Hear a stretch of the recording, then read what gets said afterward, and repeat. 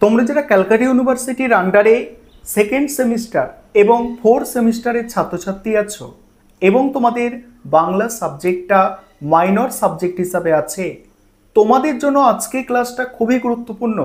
আজকের ক্লাসে তোমাদের সেকেন্ড সেমিস্টার এবং ফোর্থ সেমিস্টারের বাংলা মাইনর সাবজেক্টের 100% কমনযোগ্য সাজেশন নিয়ে আলোচনা করব। তোমাদের সেকেন্ড সেমিস্টার এবং ফোর্থ সেমিস্টারে বাংলা মাইনর সাবজেক্টের সিলেবাস কিন্তু সেম, অর্থাৎ একই আছে।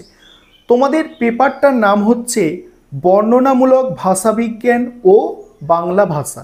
এটা হচ্ছে তোমাদের পেপারের নাম। সেখানে 3টে মডিউল তোমাদের পড়তে হচ্ছে।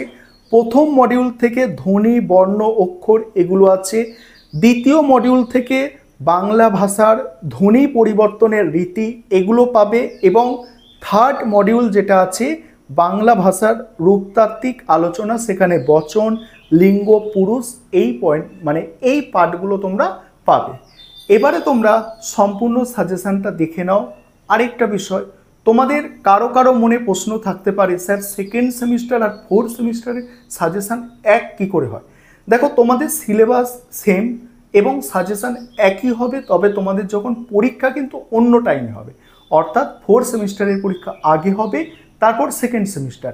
যখন ফোর্থ সেমিস্টারের পরীক্ষা হয়ে যাবে তখন তোমরা যারা সেকেন্ড সেমিস্টার পরীক্ষা দেবে, তখন তোমরা ফোর্থ সেমিস্টারে যেগুলো পড়ে যাচ্ছে পরীক্ষায় সেগুলো বাদ দিয়ে বাকিগুলো তোমরা দেখে যাবে।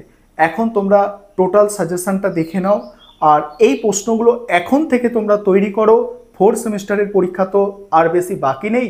তোমরা জানো তোমাদের একদম আগস্টের প্রথম সপ্তাহে ফোর্থ সেমিস্টারের পরীক্ষা শুরু হয়ে যাবে। 20 তারিখের পর থেকে সেকেন্ড সেমিস্টারের পরীক্ষা শুরু হয়ে যাবে। চলো তোমরা সাজেশনটা দেখো, আমি স্ক্রিন রেকর্ডের মাধ্যমে তোমাদের সাজেশনটা দেখাচ্ছি।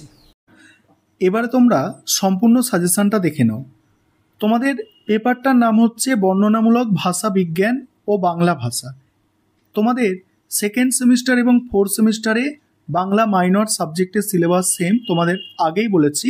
দেখো এবারে সম্পূর্ণ সাজেশনটা দেখো। তোমাদের সম্পূর্ণ সিলেবাসটা 3টে মডিউলে ভাগ করা হয়েছে, মডিউল 1, মডিউল 2 এবং মডিউল 3। মডিউল 1 থেকে 15 নম্বরের জন্য যে প্রশ্নগুলো তৈরি করবে প্রথমে দেখে নাও, এবং তোমাদের মাথায় আসতে পারে যে এই সিসি 24 লেখা, MN 24 লেখা এর মানে কি? গতবারে এই সিলেবাসে যখন পরীক্ষা হয়েছিল সেকেন্ড সেমিস্টারের, ফোর্থ সেমিস্টারে এবারেই প্রথম হতে চলেছে। গতবারে সেকেন্ড সেমিস্টার যখন মাইনর পরীক্ষা হয়েছিল তখন এই সিসি মানে হচ্ছে সিসি পেপার, অর্থাৎ যারা MDC কোর্সে ছিল, এই সিলেবাসে পরীক্ষা দিয়েছে তোমরা জানো, তাদের এটা পরীক্ষায় এসেছিল। মাইনর যাদের ছিল, অর্থাৎ এটা মাইনর পেপার হিসেবে ছিল পেপারটা, তাদের এটা কিন্তু মাইনরের এসেছিল এই কোশ্চেনটা। এইভাবে লেখা আছে, অর্থাৎ MN মানে কি মাইনরে পরীক্ষায় এসেছিল প্রশ্নটা মাইনর স্টুডেন্টের, আর সিসি মানে MDC কোর্সের স্টুডেন্টের পরীক্ষায় এসেছিল। একই সিলেবাসে কিন্তু তারা পরীক্ষা দিয়েছিল, এবারেও তাই দেবে। এবারে 15 নম্বরের জন্য যে প্রশ্নগুলো তৈরি করবে দেখো, উচ্চারণ স্থান ও উচ্চারণ প্রকৃতি অনুযায়ী ব্যঞ্জন বর্ণের বর্গীকরণ বিষয়টি বুঝিয়ে দাও। মোস্ট ইম্পর্টেন্ট প্রশ্ন। বাংলার শব্দভাণ্ডারের প্রধান কয়টি ভাগ করা যায় এবং সেগুলি কি কি? তৎসম, অর্ধ তৎসম ও তদ্ভব শব্দ বিষয় উদাহরণ সহ আলোচনা করো।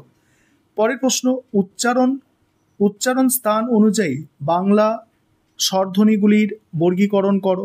নেক্সট, বাংলা ভাষার শব্দভাণ্ডারের কয়টি শ্রেণীতে ভাগ করা যায়, একটি রেখাচিত্রের দ্বারা বোঝাও, আলোচনা করো।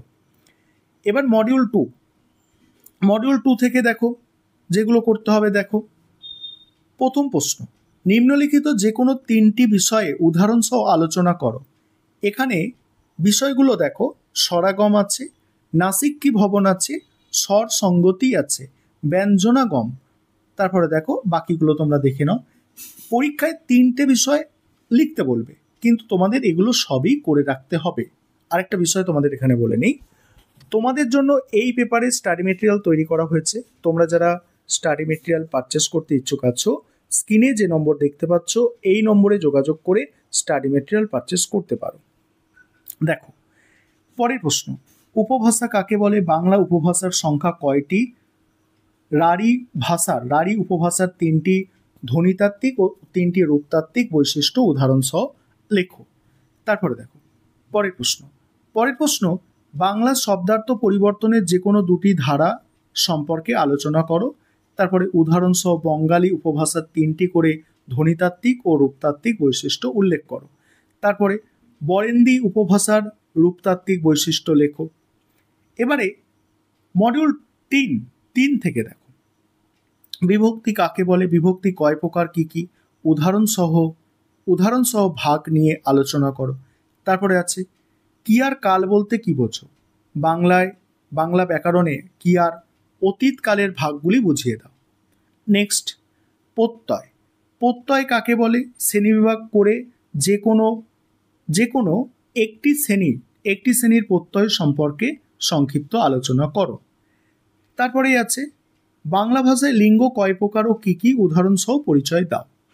এবারে 5 নম্বরের প্রশ্নগুলোও তোমরা দেখে নাও। 5 নম্বরের প্রশ্ন মডিউল 1 থেকে যেগুলো পরীক্ষায় আসতে পারে দেখো।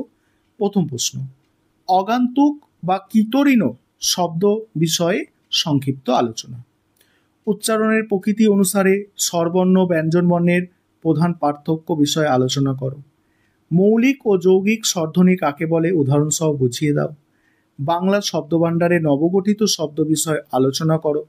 নেক্সট আছে মডিউল 2 থেকে প্রথম প্রশ্ন দুটি বাংলা শব্দ নির্বাচন করে জোর কলম পদ্ধতিটি বুঝিয়ে দাও। তারপরে উদাহরণ সহ রাঢ়ী উপভাষার দুটি ধ্বনিতাত্ত্বিক বৈশিষ্ট্যের পরিচয় দাও। নেক্সট বাংলা ব্যাকরণে ঘোষীভবন ও অঘোষীভবনের প্রক্রিয়া উদাহরণ সহ বুঝিয়ে দাও। নেক্সট অর্থের অবনতি বা অর্থের অপকর্ষ বলতে কি বোঝায় দৃষ্টান্ত সহ বুঝিয়ে বলো। এবার মডিউল 3 থেকে দেখো অব্যয় কাকে বলে, বাংলা বাক্য গঠনে অব্যয়ে 3 রকম ব্যবহার দেখাও। নেক্সট নতুন শব্দ গঠনে সমাস এর ভূমিকা বিষয়ে সংক্ষেপে আলোচনা করো।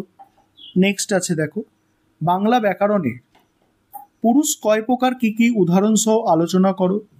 তার সঙ্গেই আছে বাংলা সমাসের আলোচনায় সমস্ত পদ ও সমস্ত মান পদ ও ব্যাসবাক্য কাকে বলে, উদাহরণ সহ বুঝিয়ে দাও।